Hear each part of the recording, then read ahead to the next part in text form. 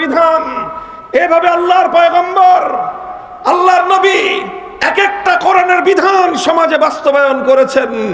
একটা একটা করে বিধান বাস্তবায়ন করে আল্লাহর নবী সমাজের গভীর থেকে সমস্ত জাহিলিয়াত এবং বর্বরতার শেকড় শুদ্ধ উপড়ে ফেলেছিলেন। এরপরেই সেই সমাজে মানবতার ফুল বাগান। রাসূল আকরাম সাল্লাল্লাহু আলাইহি ওয়াসাল্লামের তিনি বললেন যে আমি মক্কায় থাকবো না। কেন থাকবেন না? মক্কার মানুষ জুলুম এবং নির্যাতন করে, অন্যায় এবং অত্যাচার করেছে আমার উপর, আমাকে ত্যক্ত বিরক্ত করে দিয়েছে, এই জন্য আমি আর মক্কায় থাকবো না, মক্কা ছেড়ে চলে যাচ্ছি। ইবনুদ দাকিনা বলল যে না, আবু বকর তোমার মতো লোক মক্কা ছেড়ে চলে যেতে পারে না। তুমি মক্কার মধ্যে মানুষের উপকার করো, অনাহারীকে আহার তুলে দাও, অভাবগ্রস্তের অভাব দূর করো, তুমি অসুস্থ মানুষের চিকিৎসা করো, তুমি মানুষকে সাহায্য করো। তোমার মতো এরকম সোনার মানুষ, মাটির মতো নরম মানুষ, পরোপকারী মানুষ যদি মক্কা থেকে চলে যায়, এটা মক্কার অধিবাসীদের জন্য একটা কলঙ্কের বিষয় হবে, বদনাম হবে তাদের। তুমি মক্কা ছেড়ে চলে যেও না। তোমার কি সমস্যা, চলো আমি সমাধান করে দিচ্ছি। ইবনুদ দাকিনা নামক সেই সরদার আবু বকর রাদিয়াল্লাহু আনহুকে সঙ্গে করে মক্কায় ফিরে আসলেন। এসে মক্কাবাসীকে বললেন যে দেখো, আবু বকর সে একজন ভালো মানুষ, তার মতো এরকম সোনার মানুষ হয় না। এই লোকটাও যদি তোমাদের অত্যাচারে অতিষ্ঠ হয়ে মক্কা ছেড়ে চলে যায়, তাহলে গোটা আরবের মধ্যে মক্কার মানুষের বদনাম হয়ে যাবে যে আরো আবু বকরের মতো একজন ভালো মানুষ মক্কায় থাকতে পারে নাই। এই জন্য আবু বকর মক্কায় থাকবে, আমি দায়িত্ব নিচ্ছি, তোমরা কেউ আবু বকরকে ডিস্টার্ব করবে না। মক্কার লোকেরা বলল যে ঠিক আছে, আবু বকর থাকবে, থাকুক। আবু বকর আমাদের বাপদাদার ধর্ম ত্যাগ করে মুহাম্মাদের ধর্ম গ্রহণ করেছে সাল্লাল্লাহু আলাইহি ওয়াসাল্লাম, আমরা না হয় সেটাও মেনে নিলাম। আবু বকর মুহাম্মাদের ধর্ম প্রচার করে, আমরা না হয় সেটাও মেনে নিলাম। কিন্তু আবু বকরকে আমাদের একটা শর্ত মানতে হবে। কি শর্ত? যে আবু বকর কোরআন তেলাওয়াত করে, কোরআন তেলাওয়াত করুক, সেটা নিয়ে আমরা আপত্তি করব না। তবে শর্ত হলো আবু বকর কোরআন তেলাওয়াত করবে তার ঘরের মধ্যে দরজা জানালা বন্ধ করে।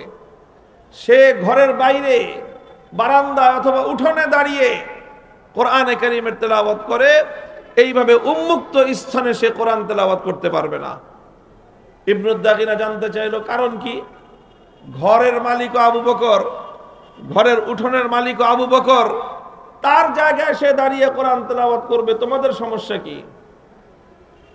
মক্কার লোকেরা জবাব দিল যে না, আবু বকর ঘরের উঠোনে দাঁড়িয়ে কোরআন তেলাওয়াত করতে পারবে না, কারণ সে যদি উন্মুক্ত স্থানে দাঁড়িয়ে আল্লাহর কোরআন তেলাওয়াত করা শুরু করে, আবেগ মাখা কণ্ঠে যখন আবু বকর কোরআনে কারীমের তেলাওয়াত করে, তখন অবস্থাটা এমন হয় চুম্বক যেরকম লোহাকে তার নিজের দিকে আকর্ষণ করতে আরম্ভ করে। আবু বকর যখন তার ঘরের উঠোনে দাঁড়িয়ে আবেগ মাখা কণ্ঠে হৃদয় উজাড় করে দিয়ে কণ্ঠ খুলে আল্লাহর কোরআনের তেলাওয়াত করতে আরম্ভ করে, তখন আমরা আমাদের ঘরগুলোতে আমাদের ছোট ছোট শিশু সন্তানদেরকে পর্যন্ত আটকে রাখতে পারি না। চুম্বক যেরকম লোহাকে তার নিজের দিকে আকর্ষণ করতে থাকে, ঠিক তেমনি ভাবে আবু বকরের কোরআনের তেলাওয়াত আমাদের ঘরগুলো থেকে ছোট ছোট সন্তানদেরকে পর্যন্ত আকর্ষণ করে আবু বকরের ঘরের দিকে টেনে নিয়ে যায়। আমরা এটা বরদাস্ত করতে পারবো না। আমাদের ঘরগুলো থেকে আমাদের নারীরা, আমাদের শিশুরা পর্যন্ত আবু বকরের ঘরের দিকে পঙ্গপালের মতো ছুটতে আরম্ভ করবে।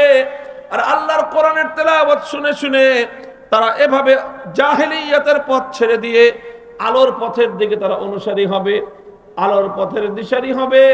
এটা কোশ্চিন কালেও আমরা বরদাস্ত করতে পারি না। মুহতারাম হাজিরিন, ইতিহাস তো কথাই বলে, অসংখ্য অগণিত পাষাণ হৃদয়ের মানুষ যখন তাদের সামনে আল্লাহর কোরআনে কারীমের তেলাওয়াত করা হয়েছে, সেই পাথরের মতো পাষাণ হৃদয়গুলো পর্যন্ত আল্লাহর কোরআনে কারীমের তেলাওয়াতের মাধ্যমে মোমের মতো বিগলিত হয়ে পড়তে আরম্ভ করেছে। আল্লাহর কসম খেয়ে বলি, মহাবিশ্বের মধ্যে পাথরের মতো পাষাণ হৃদয়কে বিগলিত করবার জন্য আল্লাহর কোরআনের চেয়ে প্রভাবক আর এর চেয়ে শক্তিশালী কোনো মাধ্যম আজ পর্যন্ত এই পৃথিবীতে আবিষ্কার হয় নাই। যে কোনো পাষাণ হৃদয়কে মোমের মতো গলানোর জন্য, পাষাণ হৃদয়ে পাথরের মতো রুক্ষ হৃদয়কে পর্যন্ত মোমের মতো নরম করে দিয়ে পানির ঝর্ণা ধারার মতো প্রবাহিত করবার ক্ষেত্রে আল্লাহর কোরআনে কারীমের কোনো তুলনা নাই, কোনো জুড়ি নাই। এই জন্যই আল্লাহ পাক রব্বুল আলামিন বিশ্ব নবী, মানবতার নবী মুহাম্মদ আরবি সাল্লাল্লাহু আলাইহি ওয়াসাল্লামকে সর্বপ্রথম যেই কর্মসূচি দান করেছিলেন, সেই কর্মসূচির নাম হলো ইয়াতলু আলাইহিম আয়াতিহি। তিনি মানুষের কর্ণকুহরে আল্লাহর কোরআনের তেলাওয়াতের ধ্বনি শোনাবেন। মানুষের কণ্ঠে কণ্ঠে আল্লাহর কোরআনের তেলাওয়াত উচ্চারিত হবে। পাড়ায় পাড়ায়, মহল্লায় মহল্লায়, ঘরে ঘরে আল্লাহর কোরআনের তেলাওয়াত হবে। এই তেলাওয়াতের আওয়াজ যখন গুঞ্জরিত হয়, তখন কোরআনে কারীমের তেলাওয়াতের এই গুঞ্জরণে সমাজ থেকে জাহেলিয়াত বিতাড়িত হতে বাধ্য হয়। আজও আমরা যদি আমাদের এই সমাজে, এই পরিবেশে ঘরে ঘরে আল্লাহর কোরআনের তেলাওয়াতের আওয়াজ যদি আমরা গুঞ্জরণ উঠাতে পারি, ইনশাআল্লাহ এই সমাজ থেকে জাহেলিয়াত পালিয়ে যেতে বাধ্য হবে।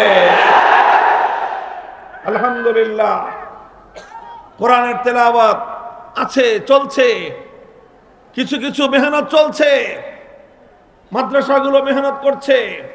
আমরা আমাদের সংগঠনের পক্ষ থেকে বিভিন্ন সময়ে মানুষকে কোরআনের তেলাওয়াত শেখানোর জন্য উদ্যোগ গ্রহণ করে থাকি।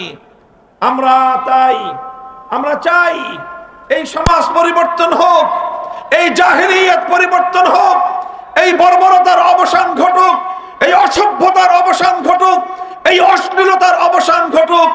এজন্য আজ আমরা বাংলার মাটিতে একটা আওয়াজ তুলতে চাই। মাদ্রাসা শিক্ষায় কোরআনের শিক্ষা রয়েছে, কওমি মাদ্রাসায় কোরআনের শিক্ষা রয়েছে, আলিয়া মাদ্রাসায় কোরআনের শিক্ষা রয়েছে। সেই সঙ্গে জাতীয় শিক্ষা ব্যবস্থায় মুসলমানদের ট্যাক্সের পয়সা দিয়ে প্রাইমারি স্কুলগুলো চলে।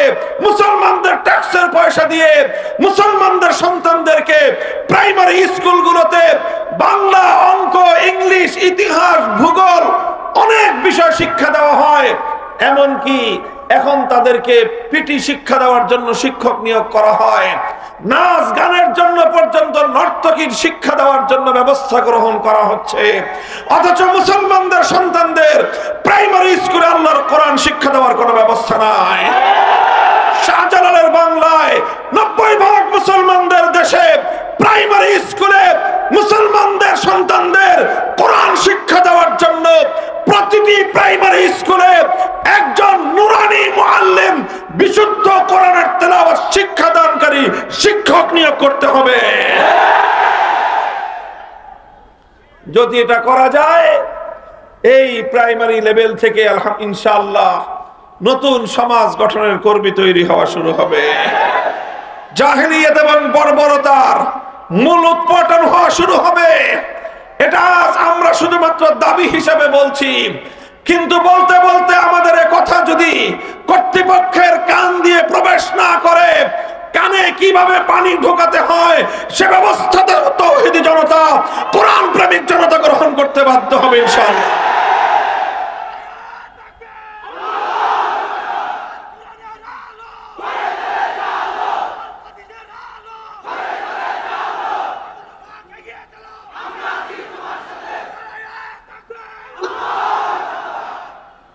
মুহতারাম হাজিরিন, বলতেছিলাম নবী আকরাম সাল্লাল্লাহু আলাইহি ওয়াসাল্লামের সর্বপ্রথম কর্মসূচি ছিল তিলাওয়াতে কিতাবুল্লাহ। এই জন্য আমরাও বলি আল্লাহর কোরআন পড়ুন সবাই, কোরআন তেলাওয়াত করুন সবাই। যে মুসলমানের হৃদয়ে আল্লাহর কোরআনের তেলাওয়াত নাই, তার হৃদয়টা মুর্দা হৃদয়। ওই মুসলমান একজন মুর্দা মুসলমান। আমরা জিন্দা মুসলমান চাই। মুহতারাম হাজিরিন, কোরআনে কারীমের তেলাওয়াত ঘরে ঘরে আওয়াজ উচ্চারণ করেন। ঘরে ঘরে আল্লাহর কোরআনের তেলাওয়াতের আওয়াজ উচ্চারিত হোক। মুমিনের প্রত্যেকটা সন্তানের কণ্ঠে কণ্ঠে আল্লাহর কোরআনের তেলাওয়াতের গুঞ্জরণ হোক। কথা বলেন ঠিক কিনা? নবী করিম সাল্লাল্লাহু আলাইহি ওয়াসাল্লামের 2 নম্বর কর্মসূচি যেটা ছিল, ওয়ায়ুআল্লিমুহুমুল কিতাব। তিনি কোরআন তেলাওয়াত শিক্ষা দেওয়ার পরে এরপরে উম্মতকে কোরআনের মর্ম শিখিয়েছেন। কোরআনের মর্ম বুঝিয়েছেন, কোরআনের ব্যাখ্যা বুঝিয়েছেন। কোরআনের ব্যাখ্যা শিক্ষা দেওয়া, কোরআন বোঝা, এটাও মুমিনের অনেক বড় দায়িত্ব এবং জিম্মাদারি। কোরআন যদি একজন মানুষ বুঝতে পারে, আল্লাহ পাক রব্বুল আলামিন মানব জাতিকে লক্ষ্য করে কি বার্তা প্রেরণ করলেন, আল্লাহর বান্দাদের আল্লাহর বার্তাটা বুঝবার দরকার আছে না নাই? বলেন, আল্লাহর পক্ষ থেকে আল্লাহর বান্দাদের উদ্দেশ্যে যেই বার্তা আসলো, যেই পয়গাম আসলো, আপনার রব আপনার নিকট একটা পয়গাম প্রেরণ করলেন, এই পয়গামটা আপনার এবং আমার বুঝার দরকার আছে না নাই? এখন তো ডিজিটাল যুগ, এখন তো আর মানুষ চিঠিপত্র লেখে না, কিন্তু আগে এক সময় মানুষের যোগাযোগের মাধ্যম ছিল চিঠিপত্র। কথা বলেন ঠিক কিনা? যারা প্রবাসে থাকতো, হ্যাঁ, ইউরোপে, আমেরিকায়, মধ্যপ্রাচ্যে, সৌদি আরব, কুয়েত, কাতার, লিবিয়া, সিরিয়া, ইরাক, এই সমস্ত দেশে থাকতো, তো এখান থেকে কখনো মা তার সন্তানের উদ্দেশ্যে চিঠি লিখতো, অথবা সন্তানের পক্ষ থেকে মায়ের কাছে চিঠি আসতো। গ্রাম বাংলার অনেক মায়েরা শিক্ষা দীক্ষা জানতো না, পড়ালেখা করতে পারতো না, নিজে চিঠিটা পড়তেও পারে না, কিন্তু কোনো একটা সন্তান যখন তার মায়ের কাছে একটা চিঠি লিখতো, বা এখনো যদি কোনো সন্তান তার মায়ের কাছে চিঠি লেখে, তো মা ওই চিঠিটা নিজে পড়তে পারে না, গ্রামে যে লোকটা পড়ালেখা করতে পারে তার কাছে নিয়ে যায়, একটু পড়ে শোনাও আমার বাবা, আমার সন্তান কলিজার টুকরা কি লিখে পাঠিয়েছে। মা একবার শুনে তার হৃদয় জুড়ায় না, বলে আবার পড়ো। আবার শুনেছে, তাও হৃদয় জুড়ায় না, বলে আবার পড়ো। বারবার একজন মা তার সন্তানের পক্ষ থেকে প্রেরিত একটা পয়গাম, একটা চিঠি শুনতে চায়, কারণ সন্তানকে ভালোবাসে মা। সেই সন্তান মাস মাস ধরে, বছরের পর বছর ধরে প্রবাসে থাকতেছে, ওই সন্তানের পক্ষ থেকে একটা চিঠি আসলে সেই চিঠির মর্ম বুঝবার জন্য, সেই চিঠির কথাগুলো একবার একটু মায়ের কানে শুনবার জন্য, সেই চিঠির কথাগুলো একবার একটু পড়বার জন্য একজন মা অধীর হয়ে যায়। কথা বলেন ঠিক কিনা?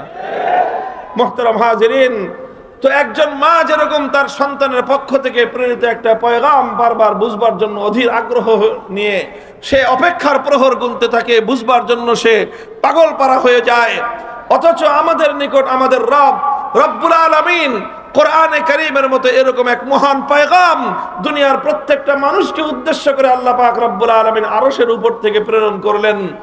আমরা বহু মানুষ এমন আছি, অসংখ্য মানুষ এমন আছে যারা সাধারণ শিক্ষিত বা অশিক্ষিত, তাদের কথা বাদই দিলাম, যারা শিক্ষিত, পড়াশোনা করার অভ্যাস, হাজার হাজার বইপত্র অনেকে পড়েছে, অনেকে আছে এমন গল্পের বই, উপন্যাসের বই পড়ে সব শেষ করে ফেলেছে, বঙ্কিমচন্দ্র থেকে শুরু করে হুমায়ুন আহমেদ পর্যন্ত কোনোটা বাদ রাখে নাই। হাজার হাজার বই পড়েছে, বিজ্ঞানের বই পড়েছে, সায়েন্স ফিকশনের বই পড়েছে, মেডিকেল সায়েন্সের বই ডাক্তাররা পড়তে পড়তে বুড়া হয়ে যায়, পরীক্ষা শেষ হয় না।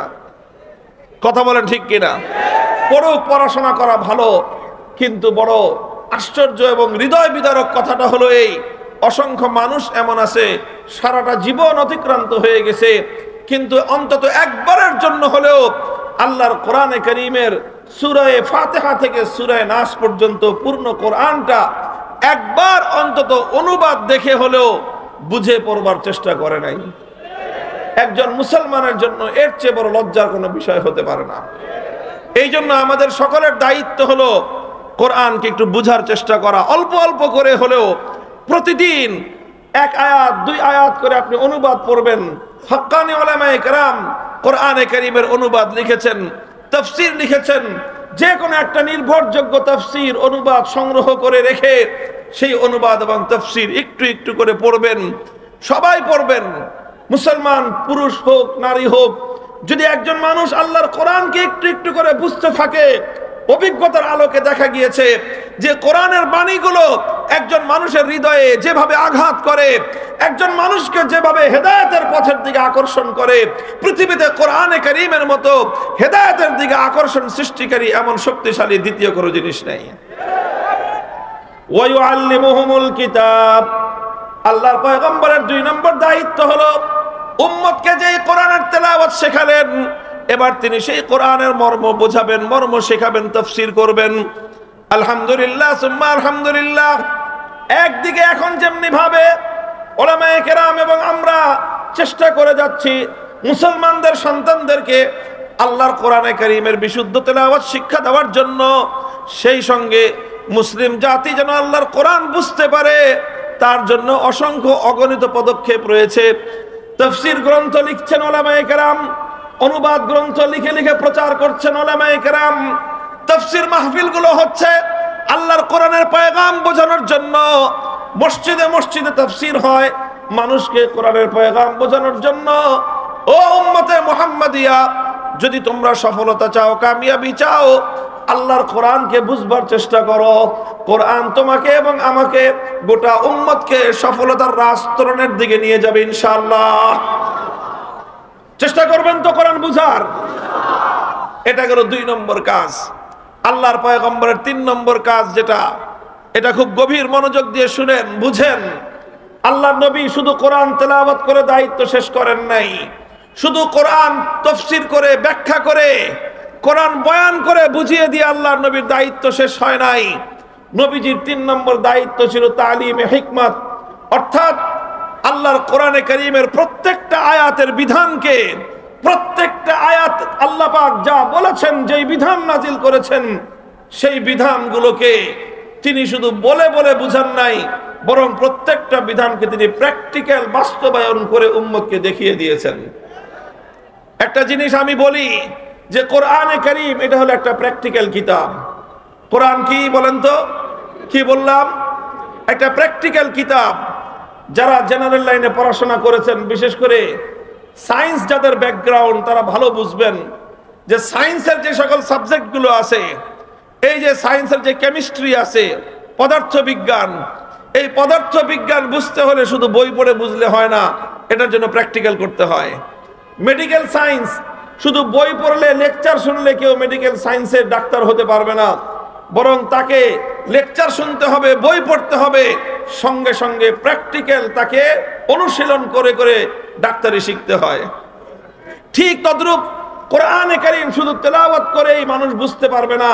কোরআনের শুধু ব্যাখ্যা শুনে আর ব্যাখ্যা পড়ে একজন মানুষ কোরআনকে আত্মস্থ করতে পারবে না, বরং কোরআনে কারীমকে আল্লাহ পাক রব্বুল আলামিন নবীজিকে দায়িত্ব দিয়েছিলেন যে আমার এই দুনিয়ার মানুষকে, আমার বান্দাদেরকে, আপনার উম্মতকে আপনি কোরআনের এক একটা আয়াতের বিধান বাস্তবায়ন করে প্র্যাকটিক্যাল দেখিয়ে দিয়ে যান। আর আল্লাহর নবী সেটা দেখিয়েছেন।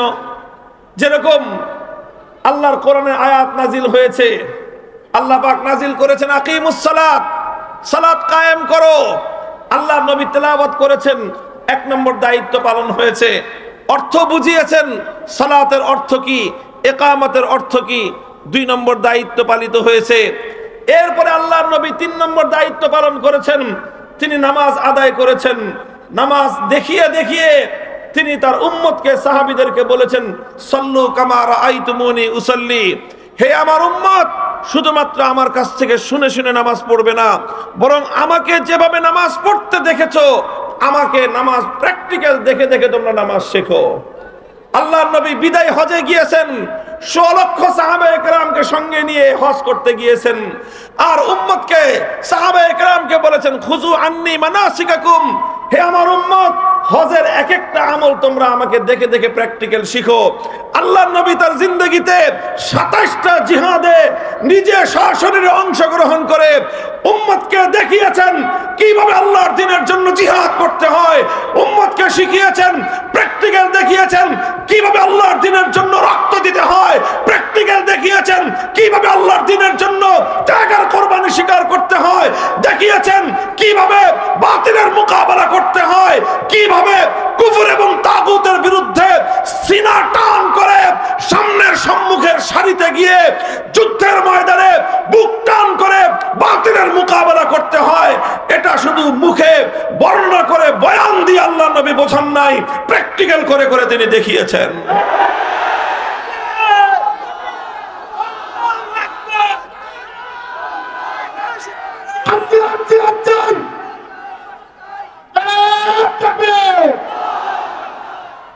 মুহতারাম হাজিরিন, প্রত্যেকটা বিধান আল্লাহর নবী উম্মতকে প্র্যাকটিক্যাল করে দেখিয়েছেন। প্র্যাকটিক্যাল বিধান বাস্তবায়ন করে উম্মতকে শিখিয়েছেন যে ইসলামের এক একটা বিধান, আল্লাহর কোরআনের এক একটা বিধান কিভাবে বাস্তবায়ন করতে হয়। এই জন্য যারা আল্লাহর কোরআনের অনুসারী, যারা আল্লাহর কোরআনের সৈনিক, বিশেষ করে যারা আলেম সমাজ, উম্মতকে কোরআন বোঝানো যাদের দায়িত্ব, উম্মতকে কোরআন বোঝানো যাদের দায়িত্ব, যারা ওয়ারাসাতুল আম্বিয়া, যারা নবীদের উত্তরসূরি, যারা নায়েবে নবী, তাদেরকে ঐতিহাসিক দায়িত্ব বুঝে নিতে হবে। শুধু জনগণকে কোরআন তেলাওয়াত করে শিখিয়ে দিলেই দায়িত্ব শেষ নয়। তেলাওয়াতের পরে জনগণকে, জাতিকে কোরআনের মর্ম বোঝাতে হবে, তাফসীর বোঝাতে হবে, কোরআনের মর্ম এবং ব্যাখ্যা বোঝাতে হবে। কোরআনের ব্যাখ্যার মর্ম বুঝিয়েই আলেম সমাজের দায়িত্ব সমাপ্ত হবে না, বরং 3 নম্বর দায়িত্ব আলেম সমাজকেও পালন করতে হবে। আল্লাহর কোরআনের এক একটা বিধানকে অক্ষরে অক্ষরে আল্লাহর জমিনে প্র্যাকটিক্যাল ভাবে বাস্তবায়ন করে জাতিকে কোরআন কিভাবে বাস্তবায়ন করতে হয় সেটা দেখাতে হবে, সেটা শেখাতে হবে। আর এই জায়গায় এসেই আলেম সমাজের কোরআনের ধারক বাহকদের সঙ্গে যারা শয়তানের অনুসারী, তাদের সংঘাত তৈরি হয়ে যায়। যারা আল্লাহর কোরআনকে আল্লাহর জমিন থেকে নিশ্চিহ্ন করতে চায়, যারা কোরআনী সমাজ গড়বার ক্ষেত্রে অন্তরায় এবং বাধা তৈরি করতে চায়, তারা সাধারণত কোরআনের তেলাওয়াত কিংবা কোরআনের ব্যাখ্যার ততটা বিরোধিতা করে না, যতটা বিরোধিতা করে যখনই আমি কোরআনের এক একটা বিধান আল্লাহর জমিনে বাস্তবায়ন করতে যাব, তখনই তারা আমার পথে অন্তরায় হয়ে দাঁড়াবার চেষ্টা করে।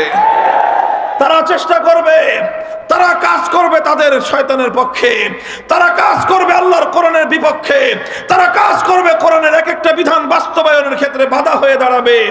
তারা যদি আল্লাহর কোরআনের এক একটা বিধান বাস্তবায়নের ক্ষেত্রে বাধা হয়ে দাঁড়াতে পারে, শয়তানের দোসররা যদি শয়তানের নির্দেশ বাস্তবায়ন করতে গিয়ে আল্লাহর কোরআনের পথে অন্তরায় হয়ে দাঁড়াতে পারে, আল্লাহর বান্দারা আল্লাহর কোরআনের এক একটা বিধান বাস্তবায়ন করার জন্য শয়তানের দোসরদের মোকাবেলায় রাজপথে নামতে তারাও প্রস্তুত থাকতে হবে।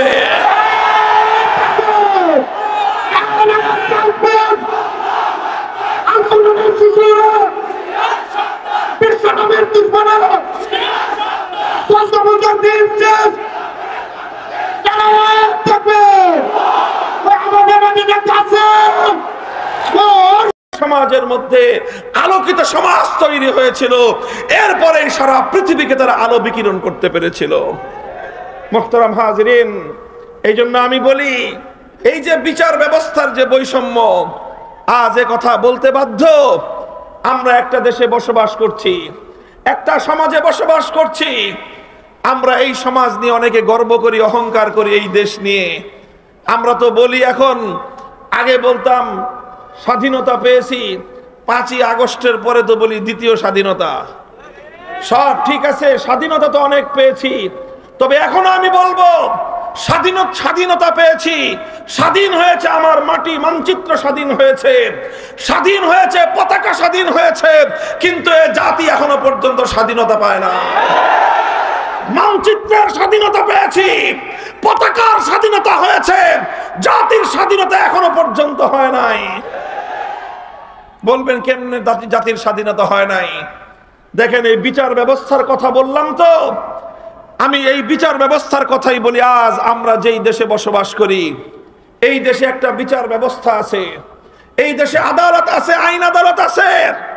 আদালতে বিচারপতি সাহেবান বিচার করে থাকেন, সব আছে, কিন্তু যেই কথাটা না বললেই নয়, তিক্ত বাস্তবতা হলো এই বিচার ব্যবস্থার মূল কথা হলো এই, টাকা আছে যার, বিচার আছে তার। টাকা নাই যার, বিচারও নাই তার। এটা আপনারা কতটা বুঝেন আমি জানি না। যারা আমার মতো কারাগারের অন্ধকার প্রকোষ্ঠে থেকেছেন, আর কারাগারের সেই অন্ধকার জগতের, কারাগারের সেই দুর্ভেদ্য দেয়ালের মধ্যে বন্দী মানবতার আর্তনাদ যারা শুনেছেন, অসংখ্য অগণিত দরিদ্র পীড়িত, অসংখ্য অগণিত সাধারণ আয়ের দুষ্ট, দুঃখ, কষ্ট, ক্লিষ্ট সেই মানুষের চেহারাগুলো যারা দেখেছেন, তাদের হাহাকার, চিৎকার আর আর্তনাদ যারা শুনেছেন, তারা এই কথার বাস্তবতা বুঝতে পারবেন। মনে করেন যে একটা অপরাধ করেছে 4-5 জনে মিলে, 4-5 জনকে পুলিশে ধরলো, যে কোনো ভাবে ধরা পড়লো। 4-5 জনের মধ্যে মনে করেন 2 জন হলো শিল্পপতির ছেলে, আর 3 জন হলো ঠেলা গাড়িওয়ালা, রিক্সাওয়ালার ছেলে। এখন কি হবে? যারা কোটিপতি সঙ্গে সঙ্গে গিয়ে 1 লাখ 2 লাখ 5 লাখ যত টাকা লাগে টাকা খরচ করে বড় বড় উকিল, ব্যারিস্টার, আইনজীবী ভাড়া করবে। কথা বলেন? বাস সে আইনজীবী মুভ করবে, সিএমএম কোর্টে না হয় জজ কোর্টে যাবে, জজ কোর্টে না হয় হাইকোর্টে যাবে। 1 মাস 2 মাস 3 মাস 6 মাসের মাথায় জামিন হয়ে বুক ফুলিয়ে সে বের হয়ে আসবে। একই মামলায় কেস পার্টনার রিকশাওয়ালার ছেলে, ওই রিকশাওয়ালার কপালে 1 লক্ষ টাকা জোগাড় করা জীবনে সম্ভব নয়। যার নুন আনতে পান্তা ফুরায়, যার প্রতিদিন তার অসুস্থ মায়ের জন্য চিকিৎসার খরচ জোগাড় করতে যার ঘাম ঝরাতে হয়, যার অসুস্থ স্ত্রীর চিকিৎসা করার সামর্থ্য তার নাই, যার দরিদ্র পীড়িত সন্তানের একটা আহ্লাদ, একটা শখ পূরণ করার সামর্থ্য যার নাই, তার কপালে 50,000 1 লাখ টাকা জোগাড় করে উকিলের হাতে পুরে দিয়ে উকিলকে ভাড়া করে তারপরে জামিন চাওয়ার সামর্থ্য তার নাই।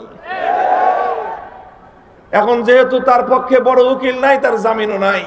মাসের পর মাস কেটে যায়, বছর পেরিয়ে যুগ পেরিয়ে যায়, কিন্তু বড় উকিলও ভাড়াও করতে পারে না, আর তার কপালে জামিনও জুটে না। এরকম কয়টা দৃষ্টান্ত দেখবেন? কয়টা?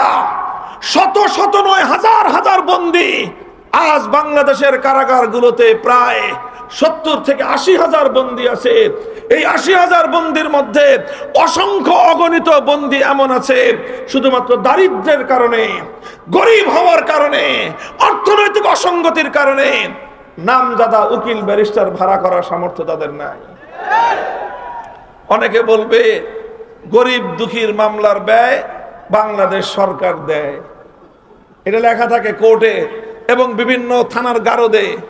কিন্তু জানেন তো সরকার তো দেয়, কিন্তু কত দানে যে কত চাইল দেয়।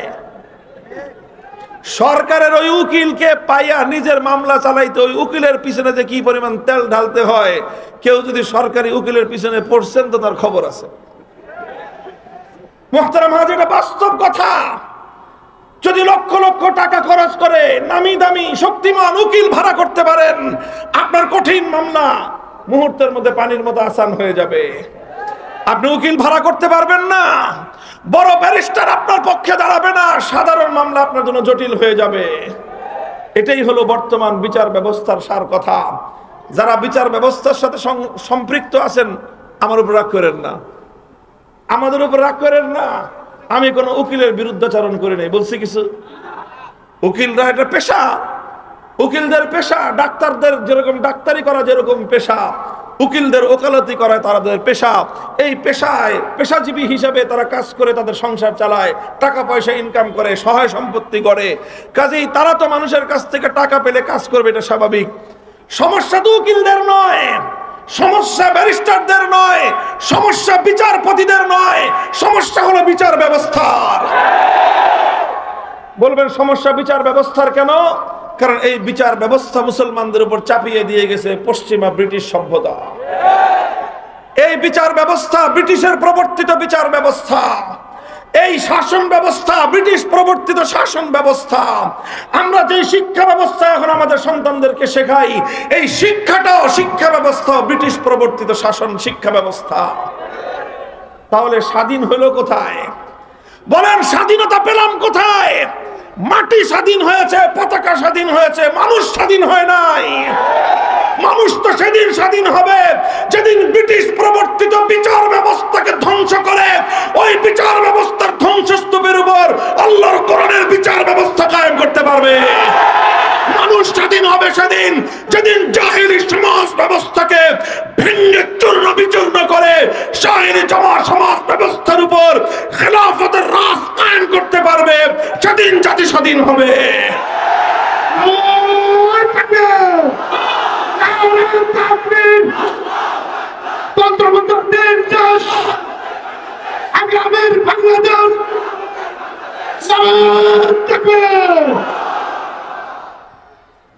মুহতারাম হাজিরিন, ইসলাম প্রবর্তিত বিচার ব্যবস্থা যদি কায়েম হয়, ধনী দরিদ্রের মধ্যে বৈষম্যের কোনো সুযোগ থাকবে না। বলবেন কেন সুযোগ থাকবে না? সুযোগ এই জন্য থাকবে না কারণ ইসলামী বিচার ব্যবস্থায় উকিল রাখার কোনো সিস্টেমই নাই। ভাই, যে বাদী যে বিবাদী দুজন উভয়ে কাজীর দরবারে সশরীরে উপস্থিত হয়ে যার যার বক্তব্য দিবে, তার পক্ষ থেকে কোনো উকিল বক্তব্য দিতে পারবে না। কাজেই যখন বাদী নিজেরটা নিজে বলবে, বড় লোক হোক আর গরিব লোক হোক সে তার কথা বলবে, বিবাদী বড় লোক আর গরিব লোক হোক সে তার কথা বলবে। বড় লোকেরও 1 পয়সা খরচ হওয়ার প্রয়োজন নাই, গরিবের 1 পয়সা খরচ হওয়ার প্রয়োজন নাই। তদন্ত করতে হলে রাষ্ট্রীয় খরচে তদন্ত করা হবে, আদালতের খরচে তদন্ত করা হবে। রাষ্ট্র সেই খরচ দিবে, সরকার সেই খরচ দিবে, আদালত সেই খরচ দিবে। সুতরাং ধনী গরিব যাদের মধ্যেই মামলা মোকদ্দমা হোক, বৈষম্যের কোনো সুযোগ ইসলামী বিচার ব্যবস্থায় নাই। এই জন্য হ্যাঁ মুসলমান, শুধু সিরাতুন নবীর ওয়াজ শুনলে কাজ হবে না। আল্লাহর পয়গম্বর যেই বৈষম্যহীন সমাজ গড়বার জন্য, ইনসাফ ভিত্তিক সমাজ গড়বার জন্য আমার নবী আল্লাহর জমিনে প্রেরিত হয়েছিলেন। নবীর উম্মতেরা ওঠো, দাঁড়াও, শপথ করো, বৈষম্যমূলক এই সমাজ ব্যবস্থা ভেঙে গুড়িয়ে দিতে হবে, সাম্য এবং ইনসাফের সমাজ গড়তে হবে।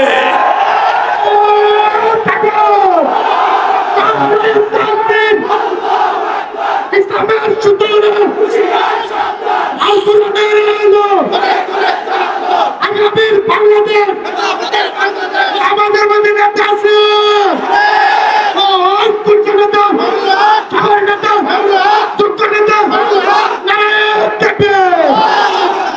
বসেন।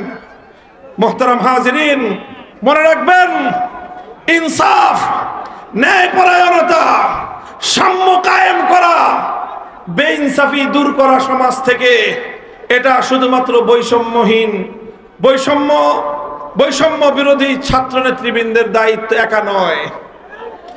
বৈষম্যহীন সমাজ গড়া, ইনসাফপূর্ণ সমাজ গড়া, সমাজ থেকে, রাষ্ট্র থেকে, জাতির মধ্য থেকে সমস্ত অন্যায়, অবিচার, বেইনসাফি দূর করার দায়িত্ব সমস্ত উম্মতে মুহাম্মাদীর, বিশেষ করে আলেম সমাজের দায়িত্ব এটা।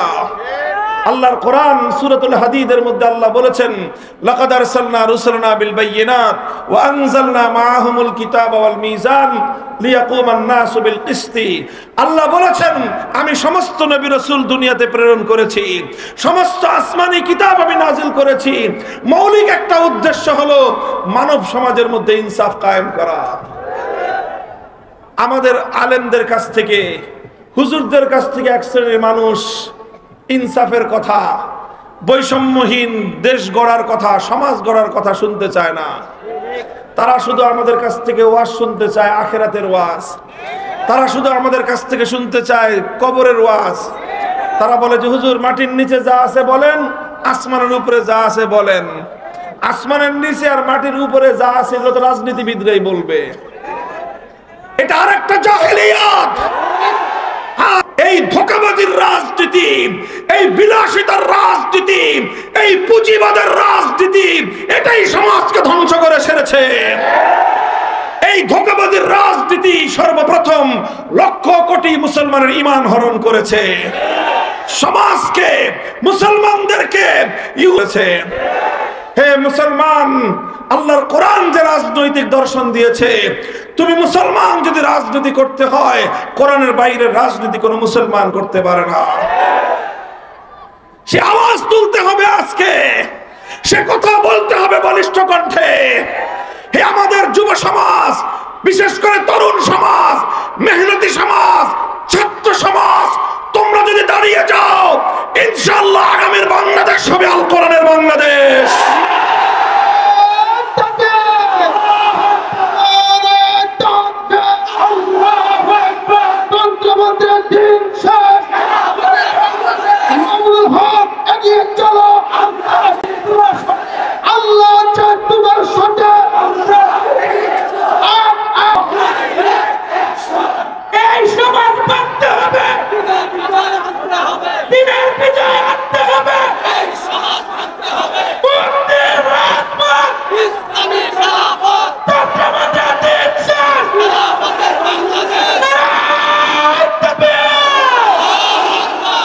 মুহতারাম হাজিরিন, এই জন্য বলি, কোরআন পড়ুন, কোরআন বুঝুন, এরপরে হলো কোরআনী সমাজ কায়েম করার জন্য সংঘবদ্ধ হন। তৈরি আছেন ইনশাআল্লাহ? আল্লাহর কোরআনের কারীমকে নিয়ে আল্লাহর পয়গম্বরের সর্বশেষ দায়িত্ব ছিল যেটা নবীজি করেছেন, সেটা হলো মানুষকে প্রথমে আল্লাহর কোরআনের তেলাওয়াত শিখিয়েছেন, শুনিয়েছেন, তারপরে কোরআনের মর্ম বুঝিয়েছেন, এরপরে কোরআনে কারীমের এক একটা বিধান আল্লাহর জমিনে বাস্তবায়ন করেছেন। এরপরে আল্লাহর নবী মানুষকে শুধুমাত্র একবার দুইবার কোরআনের বিধান বাস্তবায়ন করে ক্ষান্ত হন নাই, বরং প্রতিটা মানুষের আখলাক, তার চরিত্র এমন ভাবে গঠন করেছেন যে প্রতিটা মানুষের চরিত্র আল্লাহর কোরআনী চরিত্রে পরিণত হয়েছে। কাজেই এটাই হলো তাজকিয়া। কোরআনী চরিত্র গঠন করতে হবে। কোরআনী চরিত্র গঠন করার জন্য কোরআনী সমাজ গড়তে হবে। কোরআনী সমাজ গড়ার জন্য আল্লাহর কোরআনকে বুঝতে হবে, অনুধাবন করতে হবে। এইভাবে আল্লাহর কোরআনকে কেন্দ্র করে একটা সমাজ আমরা গড়তে চাই। আমাদের সঙ্গে আপনারা কাজ করবেন তো ইনশাআল্লাহ? দেখেন, আমাদের দুনিয়ার কোনো স্বার্থ নাই, রাজনৈতিক কোনো ধান্দা আলহামদুলিল্লাহ আমাদের নাই। আমরা আমাদের ব্যক্তিগত কোনো স্বার্থে আপনাদেরকে আহ্বান জানাই না। আমাদের একমাত্র আহ্বান আল্লাহর কোরআনের পক্ষে। আমাদের একমাত্র আহ্বান আল্লাহর নবী যেই সমাজ দুনিয়াতে কায়েম করে উম্মতের সামনে যেই মডেল, যে আদর্শ পেশ করে গিয়েছেন, আমরা সেই আল্লাহর নবীর মডেলের উপরে একটা সমাজ গড়তে চাই। আলহামদুলিল্লাহ, বাংলাদেশ ধীরে ধীরে সেদিকেই অগ্রসর হয়ে যাচ্ছে। কথা বলেন ঠিক না বেঠিক? এদেশের তরুণ সমাজ জাগতে শুরু করেছে। এদেশের তরুণ সমাজ এখন আল্লাহর কোরআনের চেতনা বুকে ধারণ করতে শুরু করেছে।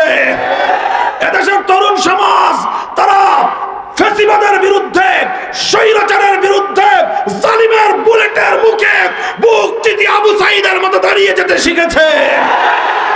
এ জাতির মায়েরা তাদের সন্তানদেরকে অন্যায় এবং অবিচারের বিরুদ্ধে যুদ্ধের ময়দানে যাওয়ার জন্য উদ্বুদ্ধ করতে শিখেছে। যে জাতির মায়েরা তাদের সন্তানদেরকে অন্যায়ের বিরুদ্ধে মোকাবেলা করার জন্য যুদ্ধের ময়দানে পাঠায়, সে জাতিকে কেউ দাবায় রাখতে পারবে না ইনশাআল্লাহ। কাজেই আমাদের আহ্বান, আসুন, অনেক কিছুই তো দেখা হয়েছে, অনেক রঙের বাংলাদেশ আমরা দেখেছি। কথা বলেন ঠিক না বেঠিক? অনেক রঙের বাংলাদেশ দেখেছেন। এক সময় আমরা দেখেছি সোনার বাংলাদেশ, তারপরে এসে আরেকজন গেয়েছেন নতুন বাংলাদেশের গান, তারপরে আরেকজন এসে দেখালেন সবুজ বাংলাদেশের চিত্র, এরপরে আরেকজন এসে বললেন ডিজিটাল বাংলাদেশের গল্প, সর্বশেষ দেখা হলো স্মার্ট বাংলাদেশ। যা কিছু দেখলাম, মানুষের কপালে শান্তি জুটে নাই। এবার আমরা একটা নতুন বাংলাদেশ দেখতে চাই। সে বাংলাদেশ হবে ইসলামের বাংলাদেশ, সে বাংলাদেশ হবে খেলাফতের বাংলাদেশ। ওই তাকায় দেখো, তাকায় দেখো, পৃথিবীর দিকে দিকে মুসলমানরা জেগে উঠেছে। খোরাসানের মুসলমানরা ইমারতে ইসলামিয়া কায়েম করে সারা দুনিয়ার সমস্ত বড় বড় তাগুতি শয়তানি শক্তদের শক্তির সঙ্গে চোখে চোখ রেখে কথা বলতে শুরু করেছে। সারা পৃথিবীকে তারা টক্কর দিয়ে, পৃথিবীর কোন আধুনিক রাষ্ট্রের কোন সমর্থনের প্রয়োজন হয় নাই। তারা ইমারতে ইসলামিয়া গঠন করে আল্লাহর কোরআনের রাজ কায়েম করে বিশ্ব দরবারে মাথা উঁচু করে তারা দাঁড়িয়ে গেছে। ওই তাকায় দেখো, সিরিয়ার মুসলমানেরা 53 বছরের বাশার আল আসাদ, আসাদ আল হাফিজদের তাদেরকে উৎখাত করে আল্লাহর কোরআনে হুকুমত সেখানে তারা ঘোষণা দিয়েছে। সেই দামেস্কের শুভ্র সাদা মিনার এখন মুসলমানদের হাতে, যেই মিনারে আসমান থেকে অবতরণ করবেন সাইয়্যিদুনা হযরত ঈসা আলাইহিস সালাতু ওয়াস সালাম। ওই তাকায় নেমেছে। খোরাসান থেকে ফিলিস্তিন, দামেস্ক থেকে নিয়ে বাগদাদ পর্যন্ত মুসলমানরা যেভাবে জেগে উঠছে, আল্লাহর কসম খেয়ে বলি ইনশাআল্লাহ ইসলামের অগ্রযাত্রা রুখে দেওয়ার সাধ্য পৃথিবীর কোন শক্তির হবে না। এখন কথা হলো, আমরা বাংলাদেশের মুসলমান ঘুমায় থাকবো না, জেগে উঠবো। যদি জেগে উঠো, আলহামদুলিল্লাহ 5ই আগস্টের বিপ্লব আমাদের চোখে আঙুল দিয়ে দেখিয়ে দিয়েছে বিপ্লবের জন্য অনেক বড় রাজনৈতিক দলের প্রয়োজন নাই, বড় নেতার দরকার নাই। মানুষ যখন সাহস নিয়ে, মানুষ যখন হিম্মত নিয়ে, ঘাম ঝরিয়ে, অশ্রু দিয়ে আল্লাহর দরবারে সাহায্য প্রার্থনা করে, শহীদি ঈদগাহে বুকের রক্ত দেওয়ার জন্য প্রস্তুত হয়, সেই মাটিতে বিপ্লব চলে আসে। প্রস্তুত আছেন সবাই? হে যুবক, তোমার এই যৌবন দিয়েছেন কে? তোমার এই ধমনীতে রক্তের প্রবাহ দিয়েছেন কে? তোমার হৃদয়ে বুকের স্পন্দন দিয়েছেন কে? এ রক্ত যদি জমিনে ঝরতে হয় আব্রাহাম লিঙ্কনের আদর্শের জন্য নয়, শেখ মুজিব জিয়াউর রহমানদের আদর্শের জন্য নয়, কার্ল মার্কস মাও জেদুং লেনিনদের আদর্শের জন্য নয়, রক্ত দিতে হলে আল্লাহর জমিনে আল্লাহর কোরআনের জন্য, আল্লাহর দ্বীনের জন্য দিতে হবে। রক্ত দেওয়ার জন্য কারা প্রস্তুত?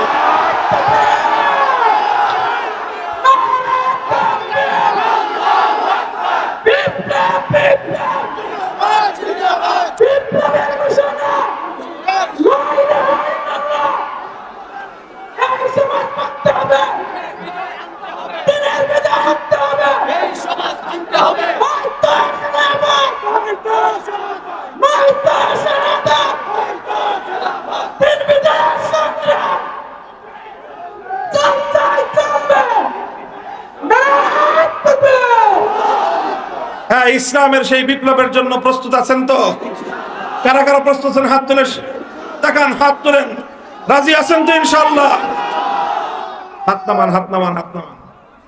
এই বিপ্লব শুধু স্লোগান দিয়ে হবে না, শুধু বক্তৃতা দিয়েও হবে না। এই বিপ্লবের জন্য সর্বপ্রথম ঘাম ঝরানো পরিশ্রম করতে হবে। মানুষের কাছে কাছে আল্লাহর কোরআনের সমাজ গড়বার দাওয়াত নিয়ে যেতে হবে। এই ঘাম ঝরানো পরিশ্রম করবেন। এরপরে লাগবে হলো আরেকটা জিনিস, আল্লাহর কাছে সাহায্য চাইতে হবে। আল্লাহর সাহায্য ছাড়া কোনোদিনও হবে না। এই জন্য চোখের অশ্রু দিয়ে আল্লাহর কাছে সাহায্য চাইতে হবে। চাইবেন তো? ঘাম আর অশ্রু যখন দিতে থাকবো আমি আর আপনি, ঘাম আর অশ্রুর মাধ্যমে এই জমিন বিপ্লবের জন্য উর্বর হয়ে উঠবে। তখন সেই উর্বর মাটিতে দিতে হবে বুকের তাজা খুন, শাহাদাতের রক্ত। শহীদি ঈদগাহে মাথায় কাফনের কাপড় পরে আল্লাহর দ্বীনের জন্য অকাতরে জীবন দেওয়ার জন্য কারা প্রস্তুত আছেন? হ্যাঁ, এটা শুধু কথার কথা না, শপথ, অঙ্গীকার? বলেন কার সাথে? কার সাথে? আল্লাহ পাক দেখতেছেন, হাত নামান। আল্লাহ পাক দেখেছেন, আল্লাহ শুনেছেন। কাজেই যার যার হিসাব আল্লাহর কাছে দিব ইনশাআল্লাহ। আল্লাহ পাক আমাদের সকলকে কবুল করুন, তৌফিক দান করেন। আমাদের এই সোনার জন্মভূমির প্রতি ইঞ্চি মাটিকে আল্লাহ পাক ইসলামের ঘাঁটি হিসেবে কবুল করুন। সুবহানাল্লাহি ওয়া বিহামদিহি, সুবহানাকাল্লাহুম্মা ওয়া বিহামদিক, আশহাদু আল্লা